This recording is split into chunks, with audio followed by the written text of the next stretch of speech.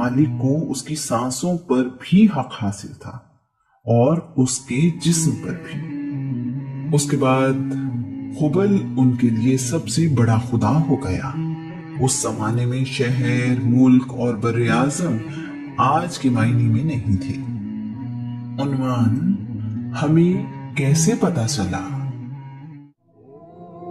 इंसानी तारीख हमेशा से सीखने का सबसे बड़ा जरिया रही है। पहले तारीख लोगों की यादाश्त के जरिए से आने वाले दौर तक पहुंचती रही और नस्ल दर नस्ल आगे चलती रही।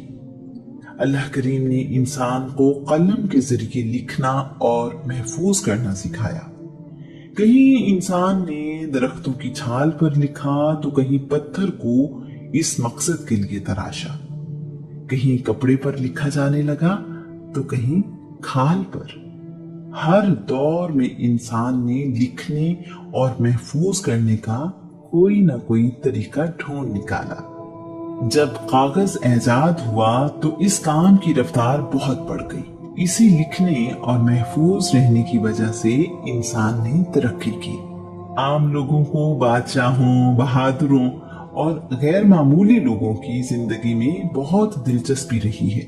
अल्लाह के नबी आदम अलैहिस्सलाम से लेकर मोहम्मद रसूलुल्लाह तक इस दुनिया में मुख्तलिफ वक्तों में नबी और रसूल आते रहे और लोगों की जिंदगियों में इनकिलाब लाते रहे। उन लोगों की तालीमात तो हिदायत का जरिया थी ही, उनकी अपनी जिंदगियां भी इंसान की रहनुमाई के लिए बहुत अहमियत रखती हैं। उनकी जिंदगियों के मुतालिक जिक्र आसमानी किताबों और सहीफों में भी मिलता है। कुरान मजीद इस सिलसिले में हमारी सबसे ज्यादा रहनुमाई करता है। कुरान मजीद हमारे लिए सबसे बड़ा जरिया है जो हमें रसूलुल्लाह की जिंदगी के मुतालिक मालूमात फराहम करता है। इसके बाद रसूलुल्लाह की जिंदगी के बारे में आपके साथियों ने बताया और हम तक ये मालूमात पहुंचाई। उस जमाने की तारीख के बारे में हमें बहुत कुछ हदीसों की किताबों से मिलता है।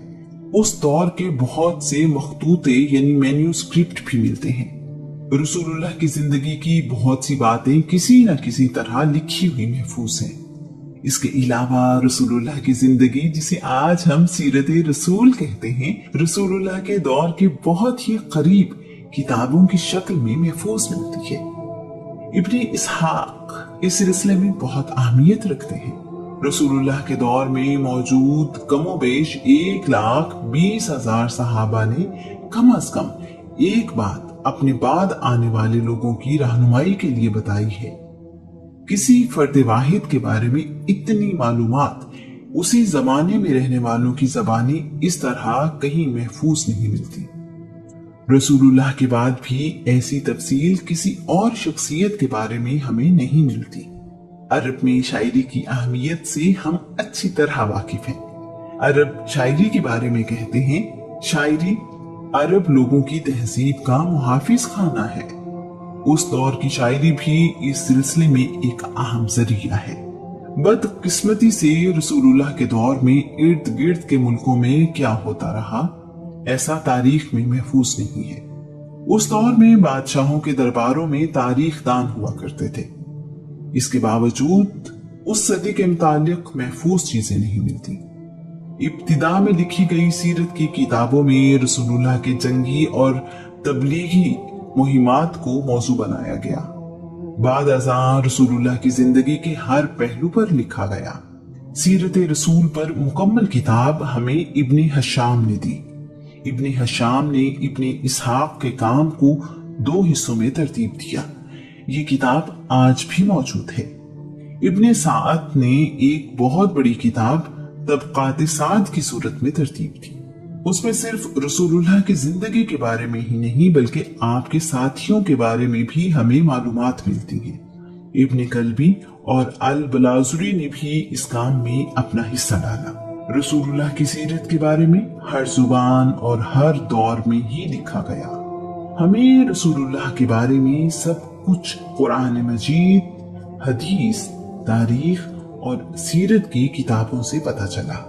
इन्हीं जरियों से हमें पता चला कि रसूलुल्लाह की जिंदगी कैसी थी, आदतें कैसी थी, ज़र्फ कैसा था, जंगें कैसे हुई, रसूलुल्लाह कैसे ताजिर थे, कैसे खाविंद थे, कैसे बाप थे, आपकी जिंदगी में मामला फहमी कैसी थी, लिबास कैसा पहनते थे, क्या खाते पीते थे, खुशी और गम का इजहार कैसे करते थे, एक मुहाजिर से लेकर एक रियासत के सरबराह कैसे बने, एक यतीम खुद यतीम परवर कैसे बना। रसूलुल्लाह का इल्म वसीउ नजरी लोगों की जिंदगियों में कैसे इनकिलाब लाई।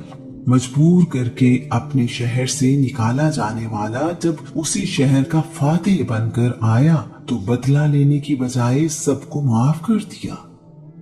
ये सब हमें कुरान मजीद, हदीस और इब्तिदाई किताबों से पता चला।